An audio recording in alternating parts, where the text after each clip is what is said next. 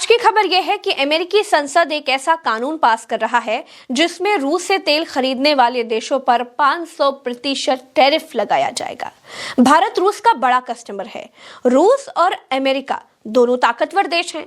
America के इशारे पर रूस के राष्ट्रपति पुतिन के खिलाफ दुनिया के 123 देशों में अरेस्ट वारंट इशू हुआ है। अमेरिका और रूस के बीच आखिर इतनी भयानक दुश्मनी कैसे हुई? इस दुश्मनी की शुरुआत आखिर हुई कहां से? ये रंजिश बहुत पुरानी मालूम होती है। इस रंजिश की पुरानी वजह क्या है जो आज टैरिफ तक पहुंच गई है? आज इसी को गहराई से समझेंगे और बहुत कम समय में आपको सारी स्टोरी समझाएंगे। दोस्तों, अमेरिका और रूस की दुश्मनी की शुरुआत होती है पहले विश्व युद्ध यानी 1917 से। इस समय रूस में कम्युनिस्ट क्रांति हुई और सोवियत संघ यानी यूएसएसआर बना। यूएसएसआर का मतलब है 15 देशों का एक समूह जिसे सोवियत गणराज्य कहा जाता था। इसमें रूस, Ukraine, Belarus, Georgia, Armenia, Azerbaijan, Kazakhstan, Uzbekistan, Turkmenistan, Kyrgyzstan, Tajikistan, Latvia, Lithuania, Estonia और मोल्दोवा जैसे 15 देश आते हैं। अमेरिका में लोकतंत्र था और पूंजीवाद था, यानी अमेरिका सेठों को सलाम करने वाला देश था। वो पैसों से प्यार करता था। अब रूस यानी तब के यूएसएसआर में कम्युनिज्म था। कम्युनिज्म का मतलब है समाज में अमीरी गरीबी के अंतर को खत्म करना। यहीं से विचारधाराओं का टकराव शुरू होता है। फिर 1945 से 1991 तक कोल्ड वॉर यानी शीत युद्ध चला। अमेरिका और सोवियत संघ सीधे युद्ध में नहीं भिड़े, लेकिन हथियारों की दौड़ में, परमाणु बम की दौड़ में, जासूसी में, तीसरे देशों के प्रॉक्सी युद्धों में दोनों एक दूसरे के खिलाफ खड़े हुए। अमेरिका और रूस दोनों की इच्छा दुनिया का दादा बनने की थी। दोनों एक दूसरे से लड़ रहे देशों के पीछे खड़े हो जाते, अपने हथियार बेचते, मॉरल सपोर्ट देते और दूर दूर से दुश्मन बने रहते। कोरिया युद्ध में, वियतनाम युद्ध में, क्यूबा मिसाइल संकट के दौरान दुनिया परमाणु युद्ध के बहुत करीब पहुंच गई थी। और यह सब था इन दोनों देशों के अहंकार और एक दूसरे से बड़ा दिखने की जिद की वजह से। रूस और अमेरिका दोनों एक दूसरे को दुनिया का सबसे बड़ा खतरा मानते थे। अब आता है दोस्तों 1991 का साल, जब सोवियत संघ टूट गया। 15 देशों का संगठन बिखर गया। रूस कमजोर हो गया। अमेरिका ने खुद को सुपर पावर घोषित कर लिया।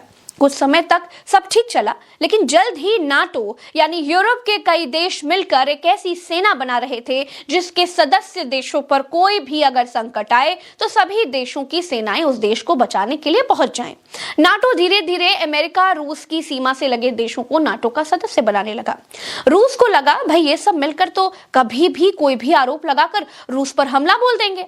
रूस ने इसका कड़ा विरोध किया। फिर आया साल 2014, जब रूस ने क्रीमिया पर कब्जा कर लिया। अमेरिका बोला यह अंतर्राष्ट्रीय कानून का उल्लंघन है। पहला बड़ा आर्थिक प्रतिबंध यहीं से शुरू हुआ दोस्तों। इसके बाद अमेरिका के इशारे पर यूक्रेन नाटो देशों का सदस्य बनने के लिए मचलने लगा। यहीं से रूस और यूक्रेन की जंग शुरू हो गई। जैसे कि हमेशा होता है, अमेरिका यूक्रेन को हथियार बेचने लगा। अमेरिका को हथियारों का आप दुकानदार मानकर चलिए। जहां युद्ध शुरू होता है, अमेरिका अपने हथियारों का सैंपल लेकर के वहां पहुंच जाता है। लेकिन दोस्तों, इस बार अमेरिका सीधा रूस के खिलाफ हथियार बेच रहा था। इसकी शुरुआत हुई बाइडेन के समय में। सरकार बदली तो सत्ता में ट्रंप दूसरी बार लौटे। अब इस बार ट्रंप कोई राष्ट्रपति नहीं बल्कि दुकानदार की तरह दुनिया से व्यवहार कर रहे थे। यूक्रेन से भी गोला बारूद का हिसाब किताब मांग लिया।